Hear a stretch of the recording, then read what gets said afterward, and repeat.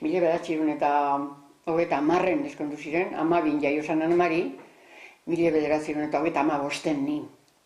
Eta handik urte betera gerrea sortu zen, eta ez dekot memoririk. Ebakuen gendune bere badakitx, oseak dana kontatu juden, eta hori bere baizelan, aita bizkargin tiroka, eta esaten nioden jasartzen, hortik Gipuzko aldetik Gernikerantza eta onantzaia nazionalak sartzen, eta ikeratu, eta batez bere ikeratuten zirela, esaten nioden, Andragaztek eta erasoitzen dituela, eta gero baitxe bere mutil handi zirenak, soldaduko izti dezela.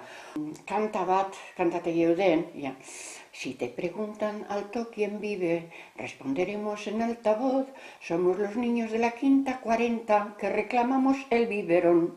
Hor, hogeita 18, 19, bai Frankon tropak, bestek, voluntario eta joan ziren gureita eta gudari voluntario izan ziren, bai egero hor, nazionalak sartu ala, soldadu, gizon solduk, gerran galdu zirelez milek eta milek, jente falta jaken. Eta orduan, altzate eudezen, haren tamainurik euken mutilduzti altzaten euden. Eta horren bildu ziren, eta horretxik joan eginen, bai ama eta tia solterak, Andragaztek, eta gune bio beurekaz, eta haitxetxe lotu izan, ganadu gobernatzen da etzen. Gu joan eginen, behi bikote bat, behi busterri, gurdin, eta gurdin bain dabe eta hartu dune eta oio batzuk eta hartute, horti mundudik handar. Eta joan ginen, Gallartaraino ailega eginen, gehiago ez, enkarterriaino.